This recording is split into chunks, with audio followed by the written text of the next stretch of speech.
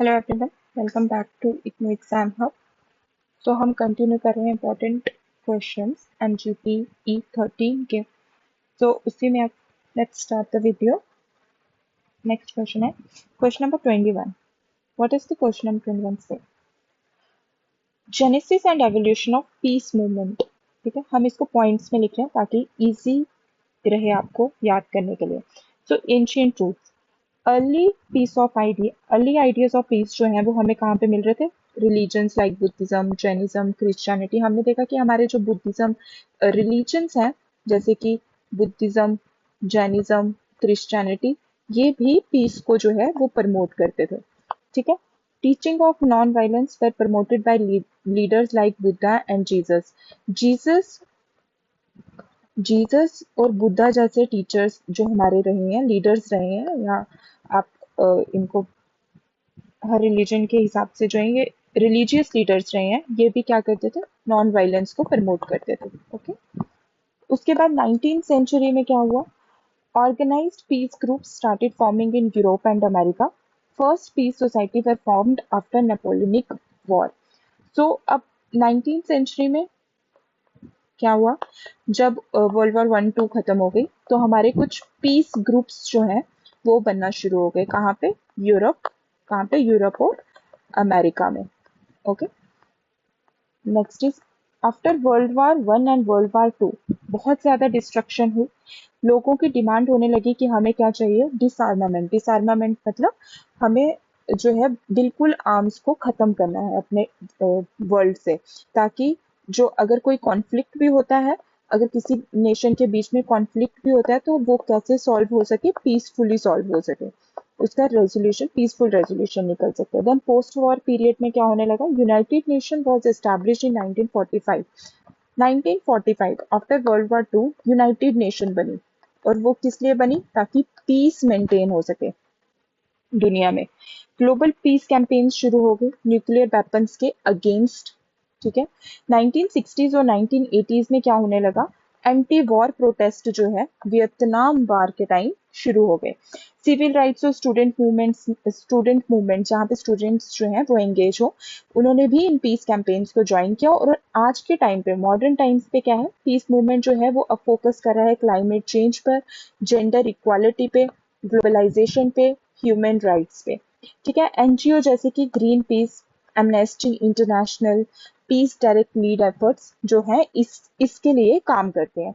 Then अगर हम देखें फ्लो चार्ट, क्योंकि मैंने आपको बोला कि आपको अगर मार्क्स खींचने हैं एग्जाम में तो आपको फ्लो चार्ट बनाने पड़ेंगे, क्योंकि वो सेंटर ऑफ अट्रैक्शन है। आपको कैसे मार्क्स लेने हैं वो भी मैंने अपने वीडियो अपने चैनल पे अपलोड कर दिए, आप उसको देख लीजिए। फ्लो चार्ट क्या है? Genesis and evolution of peace movement, ancient peace teaching. ठीक है, फिर उसके बाद क्या हुआ? धीरे धीरे पीस सोसाइटीज बनने लगी। पोस्ट वर्ल्ड वॉर 1 और वर्ल्ड वॉर 2 के बाद बहुत सारे पीस एफर्ट्स लिए गए, क्योंकि इन वॉर्स में बहुत ज्यादा डिस्ट्रक्शन कॉज की हुई थी। यूएन फॉर्मेशन हुई, यूनाइटेड नेशन 1945, और उसके बाद क्या शुरू हुआ? न्यूक्लियर डिसआर्मामेंट मूवमेंट, मतलब कि न्यूक्लियर वेपन्स को बिल्कुल खत्म करिए। देन 1960s और 1980s में क्या हुआ? Anti war and civil movement शुरू हुई। मॉडर्न ग्लोबल पीस मूवमेंट्स जो हैं वो किसको सपोर्ट, मतलब वो किस लिए हैं? कि जेंडर इक्वालिटी को खत्म कीजिए, सॉरी, जेंडर इक्वालिटी बनाइए, जेंडर इनइक्वालिटी को खत्म कीजिए, क्लाइमेट चेंज जो है उस प्रॉब्लम को सॉल्व करिए, एंटी ग्लोबलाइजेशन जो मूवमेंट्स हैं वो, और ह्यूमन राइट्स के लिए। Okay, next question is write a note on capacity building. Capacity building का मतलब क्या होता है? सबसे पहले तो capacity building means improving skill, knowledge और resources of people, organization, community. किसी भी ऑर्गेनाइजेशन का, लोगों का या कम्युनिटी का स्किल, नॉलेज और रिसोर्सेज को इम्प्रूव करना, उसको बोलते हैं कैपेसिटी बिल्डिंग। पर्पस क्या है? क्यों करते हैं ऐसे? ताकि इंडिविजुअल्स को जो है या ग्रुप्स को ज्यादा स्ट्रॉन्गर बना सके, मोर इंडिपेंडेंट बना सके। हम देखते हैं जब भी हम बोलते हैं कि स्किल डेवलपमेंट स्कीम है, वो क्यों होती है? ताकि आप जो एज ए इंडिविजुअल जो है अपने आप को स्ट्रॉन्गर बना सको, और आप उस स्किल से पैसे कमाओगे तो इंडिपेंडेंट बनोगे। So to help them solve problems and improve their life, अपनी प्रॉब्लम्स को वो खत्म कर सके और अपनी लाइफ्स को वो इम्प्रूव कर सके। इंडिविजुअल लेवल पे क्या कैसे कर सकते हो आप कैपेसिटी बिल्डिंग? स्किल ट्रेनिंग देके, एजुकेशन देके, लीडरशिप डेवलपमेंट मतलब उनमें लीडरशिप वाली क्वालिटीज इंप्रूव करके। ऑर्गेनाइजेशन लेवल पे आप क्या कर सकते हो, इम्प्रूविंग स्ट्रक्चर, आप जो है एक प्रॉपर स्ट्रक्चर बना सकते हो कि हम कैसे कैसे काम करेंगे। मैनेजमेंट जो है उसको प्रॉपरली काम करने पे लगा सकते हो। कम्युनिकेशन सिस्टम्स को इम्प्रूव कर सकते हो। कम्युनिटी लेवल पे आप क्या करोगे, आप लोगों की पार्टिसिपेशन को एनकरेज करोगे, लोकल लेवल पे प्लानिंग करोगे और ज़्यादा डिसीजन मेकिंग की तरफ ध्यान दोगे। इंपॉर्टेंस क्या है, इसी की वजह से आप सस्टेनेबल डेवलपमेंट में हेल्प करता है ये।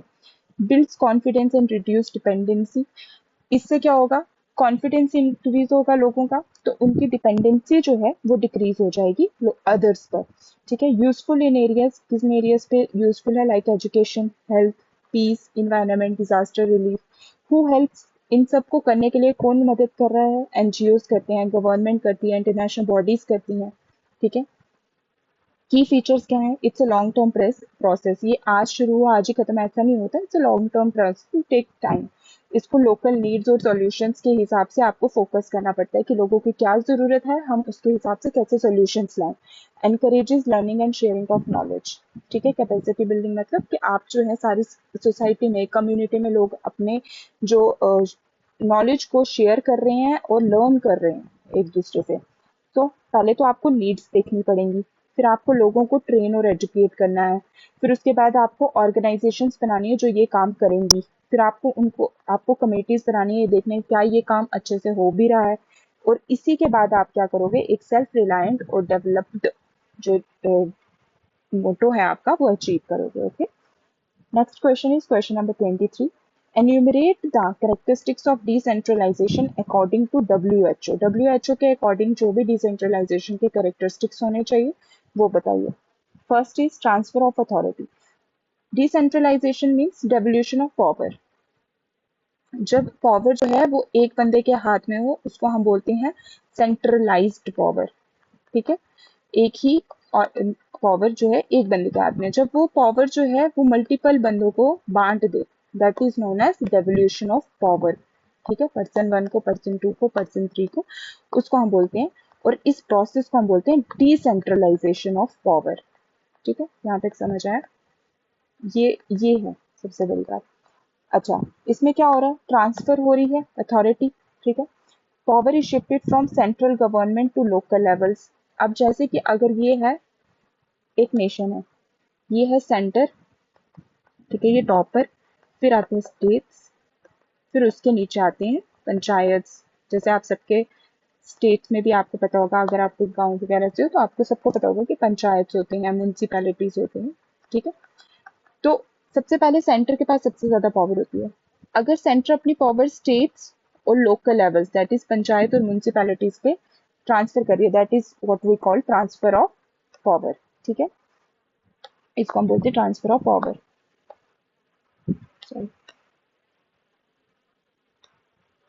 Autonomy in decision making. जब लोकल अथॉरिटीज के पास पावर आ गई तो उनके पास क्या होगा, डिसीजन लेने का ऑटोनॉमी हो जाएगी, इंडिपेंडेंस आ जाएगी कि वो अपने लोकल नीड्स के लिए जो भी उनको लगता है कि हमारे लोकल नीड्स ये हैं, हमें इसके अकॉर्डिंग डिसीजन लेना है, उनको सेंट्रल के अप्रूवल के बिना भी वो उस पर डिसीजन ले सकते हैं, तो जल्दी लोगों की जरूरतें पूरी होंगी। Then resource allocation, local bodies को जो है वो कंट्रोल मिल जाएगा किस पे, फाइनेंशियल, ह्यूमन और मटेरियल रिसोर्स। किसी भी ऑर्गेनाइजेशन को काम करने के लिए पैसा चाहिए होता है, दैट इज फाइनेंशियल। काम कराने वाले लोग चाहिए होते हैं, दैट इज ह्यूमन। काम करने के लिए किस पे काम करोगे, मटेरियल चाहिए होता है, दैट मटेरियल रिसोर्स। तो इन सब पे कंट्रोल किसका आ जाएगा, लोकल बॉडीज का, राइट। तो इसको हम बोलते हैं resource allocation. Then accountability, local leaders जो हैं, इंस्टीट्यूशंस जो हैं, वो आप अगर आपको एमपी से मिलना है, या आपको एमएलए से मिलना है, या आपको आपके गांव के सरपंच से मिलना है, इजी किससे होगा मिलना, सरपंच से, है ना, फिर एमएलए से, और उसके बाद आप एमपी से मिल पाओगे। सो लोकल लीडर्स के पास आप इजीली जा सकते हो। अगर आपके गांव में कोई सरपंच स्कीम लाया, आपको पसंद नहीं आई, ठीक है, वो स्कीम लाया आपको पसंद नहीं है, आप उसको पूछ सकते हो, क्वेश्चन कर सकते हो स्कीम के लिए कि ये कैसी स्कीम लाई थी। So accountable, responsible for their result of their decision. Then community participation, grass root level पे जब आता है तो लोग भी प्लानिंग और डिसीजन मेकिंग पे आएंगे। लोगों को बुलाया जाता है, सारे लोग जो हैं वो पंचायत में आएंगे, सारे गांव के लोग पंचायत में आएंगे और फिर वहां पे सबसे पूछा जाएगा, अच्छा आप बताओ कि हमें कैसे डिसीजन लेना चाहिए। तो लोकल लेवल पे जो है डिसीजन मेकिंग होती है, ठीक है। Capacity development. Local institutions and staff are trained and strengthened to handle responsibility effectively. Local institutions और जो staff होगा उसको train किया जाएगा ताकि वो अपनी responsibilities को अच्छे से निभा पाए. Improved service delivery. हेल्थ या अदर पब्लिक सर्विसेज जो हैं वो भी रिस्पॉन्सिबल, मतलब वो ज्यादा एफिशिएंट हो जाएंगे, वो जल्दी मिलेगी लोगों को. Flexibility and innovation. अगर नहीं मिलेंगी तो you can question your local leaders, है ना, आप लोकल लीडर्स के पास जाके क्वेश्चन कर सकते हो. अब वो ये भी नहीं बोल सकते हमारे पास पावर्स नहीं है, क्योंकि पावर्स तो ट्रांसफर हो चुकी है, ठीक है. So improved service delivery. अच्छा ये हो गया. Flexibility and innovation. Local bodies can adapt program to fit what culture, economic and social condition. हर गांव का अपना एक तरीका होता है रहने का, उनके हिसाब से कल्चर, वहां पे क्या उपजाऊ है क्या नहीं है, that is economy of that गांव. क्या पता उस गांव में एक्स चीज जो है वो ज्यादा बिकती हो, वाई चीज कम. वहां के लोकल कंडीशंस कैसे वो किसको पता होंगे, लोकल बॉडीज को. तो वो वैसे ही प्रोग्राम्स बना सकते हैं ताकि जिससे गांव को ज्यादा वो फायदा हो. तो ये होती है flexibility and innovation. Okay.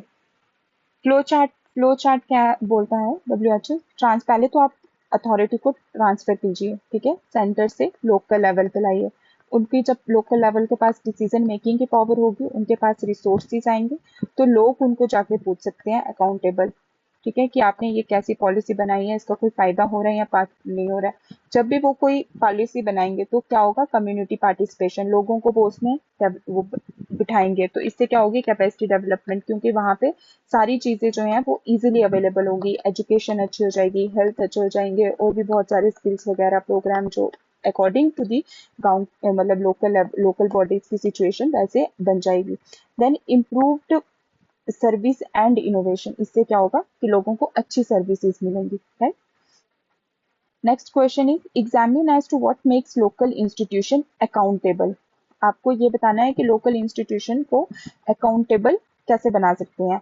Clear roles and responsibilities. अगर आप लोकल इंस्टीट्यूशंस को बता दो कि आपका ये वाली एक लिस्ट है, आपके ये रोल्स हैं, ठीक है, आपको ये परफॉर्म करने हैं, ठीक है, तो उनको पता लग जाएगा. और कौन उस रोल के लिए रिस्पॉन्सिबल है, ये रोल जो है सरपंच करेगा, ये पंच करेगा, ये जो है वहां के वार्ड मेंबर्स करेंगे, जो भी होगा, ठीक है, गांव के मेंबर्स करेंगे, जैसे भी होगा तो उनको पता लग जाएगा. तो सारे अपना अपना रोल करेंगे, तो क्या होगा, उससे जो भी सर्विस होगी वो अच्छे से मिलेगी लोगों को. ट्रांसपेरेंसी होगी, क्योंकि कहाँ पे खर्च हो रहा है, क्या डिसीजन ले रहे हैं, कैसे, वो सब पब्लिक के आगे होगा, ठीक है, वो सब पब्लिक के आगे होना चाहिए. Should be open to the public, वो पब्लिक को बताया जाना चाहिए.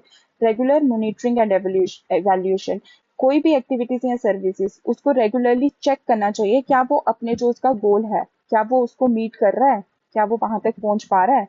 Then public participation. सिटीजन्स को भी उसमें इन्वॉल्व होना चाहिए, किसमें, इन प्लानिंग, बजटिंग, कितने पैसे खर्च करने हैं, कैसे खर्च करने हैं, कहाँ खर्च करने हैं, डिसीजन मेकिंग सब में, ठीक है. Feedback mechanism. और फिर एक कंप्लेंट बॉक्स लगाइए या कुछ भी ऐसा करिए जहाँ पे अगर किसी सिटीजन को लग रहा है वहां के कि ये चीज खराब हुई है, तो वो वहां पे अपना फीडबैक डाल सके और वहां के उस खराब चीज के रिलेटेड अपना इशू डाल सके. Legal frame. Performance reporting. फिर लोकल बॉडीज को जो है मस्ट अपने जितना भी उन्होंने काम किया है, क्या उनकी अचीवमेंट रही है उस काम की, क्या उनका फेलियर रही है, वो उस कम्युनिटी को बताना चाहिए, ठीक है. Legal framework. कुछ लॉज और रूल्स होने चाहिए जो क्या करें, करप्शन या मिसयूज हो पावर का तो उनको पनिश करें. Then training and capacity building. Local staffs को जो है वो ट्रेन करना चाहिए ताकि वो अपनी ड्यूटी को ऑनेस्टली और एफिशिएंटली करें, अच्छे से करें. Then flow chart. How local institutions become accountable. पहले तो उनको क्लियर रोल्स एंड रूल, फिर उसके बाद ट्रांसपेरेंसी होनी चाहिए, पब्लिक को सारी इन्फॉर्मेशन के बारे में बताइए, सिटीजन्स को जो है उसमें पार्टिसिपेट कराइए और उनका फीडबैक लीजिए. प्रॉपर मॉनिटरिंग और इवेल्युएशन होनी चाहिए, कौन सी स्कीम बन रही है, कहाँ बन रही है, क्यों बन रही है, और उसकी परफॉर्मेंस कैसी रही है, अच्छा काम किया है, बुरा काम किया, अगर कहीं करप्शन हो रही है तो उनको अकाउंटेबल हेल्ड करने के लिए आपके पास लॉज होना चाहिए. और एंड में जो है लोकल बॉडीज को क्या है प्रॉपरली ट्रेन करिए ताकि वो अपना काम अच्छे से करें. Next question is elaborate Gandhi notion of civil society for peace. हमें पता है कि गांधी जो है वो हमेशा प्रमोट करते थे पीस को थ्रू कुछ अपने उनके पॉइंट्स, हमने इसको भी पॉइंट्स में लिखा है. फर्स्ट, नॉन वायलेंस, अहिंसा. कभी भी आपको वायलेंस नहीं करनी है। गांधी का बिलीव था कि सिविल सोसाइटी को हमेशा नॉन वायलेंस रखना है, अपने थॉट में, अपने वर्ड्स में, जब उनको मुंह खोलना है तो अच्छा खोलना है, एक्शंस में कोई भी ऐसा काम नहीं करना है जिससे किसी को हार्म हो, टू बिल्ड पीस, शांति बनाए रखने के लिए। Truth, speaking and living by truth brings trust. अगर आप सच्चाई बोलो तो ट्रस्ट बिल्ड होता है और उससे क्या होगा, सोसाइटी में कॉन्फ्लिक्ट कम होंगे। Self rule and Swaraj, Gandhi बोलते थे कि सेल्फ रिलायंस और सेल्फ गवर्नेंस जो है उसको प्रमोट करना चाहिए। सेल्फ रिलायंस मतलब आप सफिशिएंट हो अपने लिए, जो भी कर रहे हो आप खुद पे डिपेंड करते हो। सेल्फ मतलब खुद को खुद गवर्न कर रहे हो। पीपल को अपनी रिस्पॉन्सिबिलिटी लेनी चाहिए अपनी कम्युनिटीज के लिए। ठीक है, वॉलेंट्री ऑर्गेनाइजेशन होनी चाहिए जहाँ पे social justice, education, health, upliftment of the poor ऐसे काम हो। ठीक है, कंस्ट्रक्टिव वर्क मतलब कि जहाँ पे फोकस किया जाए एक्टिविटीज जैसे विलेज की डेवलपमेंट, सैनिटेशन, साफ सफाई, खादी की प्रमोशन होना, वुमेन की एम्पावरमेंट करना। देन हार्मनी एंड टॉलरेंस, उनका ये था कि हर आपको क्या करना है, हर कम्युनिटी को इज्जत देनी है, हर रिलीजन को इज्जत देनी है और इक्वालिटी मेंटेन करनी है पूरी सोसाइटी में। डिसेंट्रलाइजेशन, गांधी डिसेंट्रलाइजेशन अभी बताया मैंने आपको, पावर्स को जो है लोकल लेवल पे लाई है। तो गांधी जो थे वो लोकल सेल्फ गवर्नमेंट को सपोर्ट करते थे ताकि उससे क्या हो, डेमोक्रेसी जो है वो ज्यादा स्ट्रांग हो और सोसाइटी में जो है वो पीस बना रहे। ग्रास रूट लेवल मतलब बिल्कुल जमीन के साथ जुड़ा हुआ लेवल होता है जो। तो then flow chart, Gandhian civil society for peace, ahimsa, non violence, then satya, sorry swaraj, voluntary action and constructive work, religious and social harmony, decentralization, this will lead to what, ये सारी चीजें आप करोगे तो ये आपकी सोसाइटी जो होगी वो पीसफुल होगी और एक जस्ट सोसाइटी होगी जहाँ पे सब बहुत अच्छा होगा। ठीक है, नेक्स्ट क्वेश्चन फिर से, describe swaraj as self government and self reliant. Swaraj का मतलब self rule, self governance. Gandhi का डीपर मीनिंग था not just political freedom but also personal, social और इकोनॉमिक इंडिपेंडेंस भी होनी चाहिए लोगों को। सिर्फ पॉलिटिकल ही फ्रीडम नहीं होनी चाहिए पर पर्सनल फ्रीडम भी होनी चाहिए, सोशल फ्रीडम भी होनी चाहिए और वो इकोनॉमिकली भी इंडिपेंडेंट होनी चाहिए। Self reliance, people should not depend on the government और फॉरेन गुड्स, उनको किसी पे भी डिपेंड नहीं करना है चीजों के लिए। उनको अपने गांवों में खुद चीजें प्रोड्यूस करनी है, अपना खाना, अपना कपड़ा, अपने बेसिक नीड्स जो भी उनके होंगे। Use of local resources and skills, अपने जो लोकल रिसोर्सेज हैं, जो उनके पास गांव में चीजें हैं, उनको यूज करके ही उनको जो है अपना सब कुछ प्रोड्यूस करना है, अपने बेसिक नीड्स को फुलफिल करना है। ठीक है, self government is swaraj, people should govern themselves, उनको खुद को गवर्न करना है। सेल्फ रिलायंस इज उनको किसी पर डिपेंड नहीं होना है। सेल्फ गवर्नमेंट इज पीपल, लोगों को खुद सपोर्ट गवर्न करना है। किसके थ्रू करेंगे, लोकल इंस्टीट्यूशंस लाइक पंचायत, मैंने आपको पहले भी कहा वहां सारी कम्युनिटी जो है, सारे गांव जो आके मिलता है, विलेज, पूरा विलेज आएगा। ठीक है, उधर 5 पंच होंगे। ठीक है, और उन पंच का एक सरपंच होगा। लेकिन कोई भी डिसीजन जब होता है ना तो वो पूरा विलेज मिलके लेता है। ठीक है, ऐसे ही ये चलता है ना। तो उनका यही कहना है कि आपको पंचायत बनाई है, डिसीजन मेकिंग जो है वो किसको करना चाहिए, पीपल को, बाय द पीपल, लोगों के द्वारा, लोगों के लिए।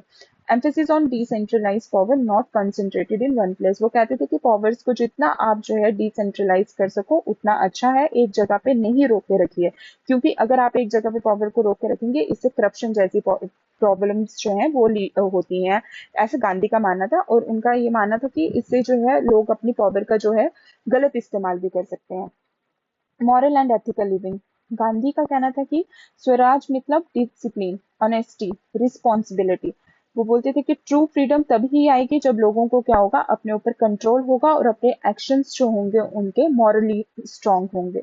ठीक है, मॉरली करेक्ट होंगे। गोल क्या था उनका, एक just, peaceful, self sufficient society जो किस पे बेस करती थी, इक्वालिटी पे, सारे इक्वल होंगे, हार्मनी जहां पे सारे अच्छे से रल मिलके रहेंगे।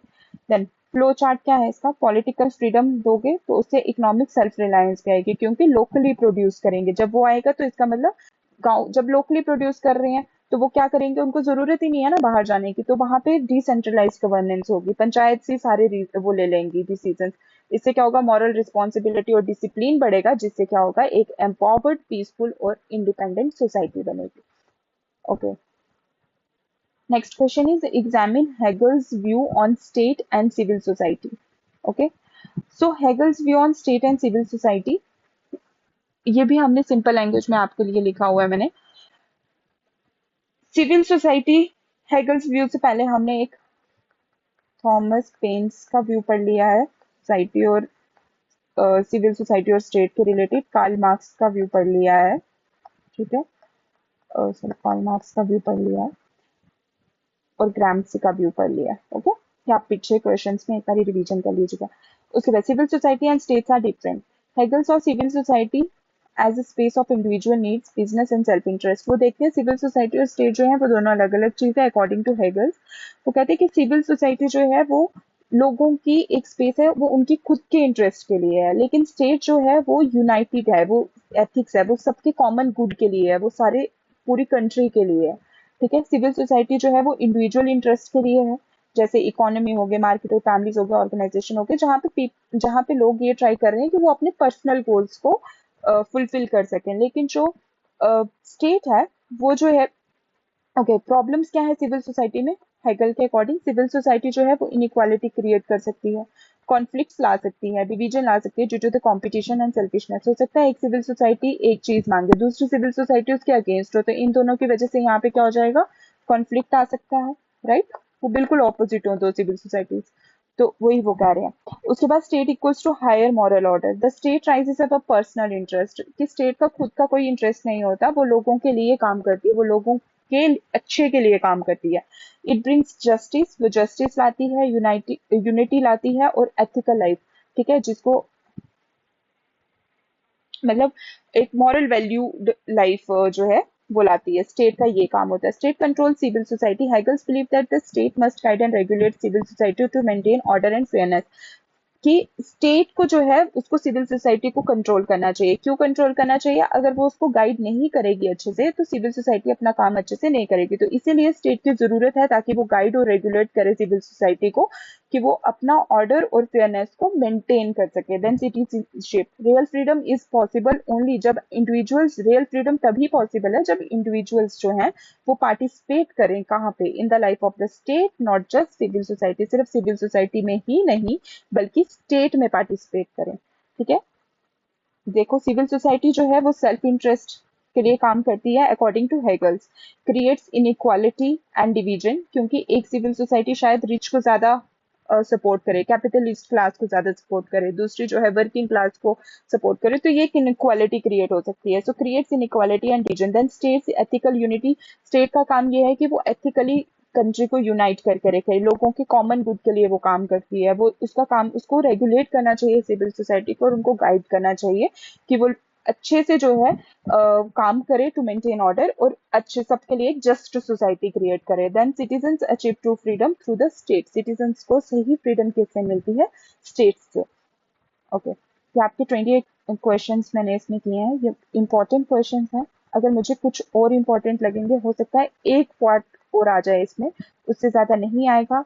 अगर आपको ज़्यादा टाइम लग रहा है कि लंबी वीडियोस हैं, तो आप इसमें स्पीड जो है वो 1.25x या 1.5x पे भी देख सकते हो, अकॉर्डिंग टू योर कन्वीनियंस, जैसे आपको ठीक लगे। Thank you so much for watching. Please like, share and subscribe. अगर आपको मेरा चैनल अच्छा लगा, अपने फ्रेंड्स को भी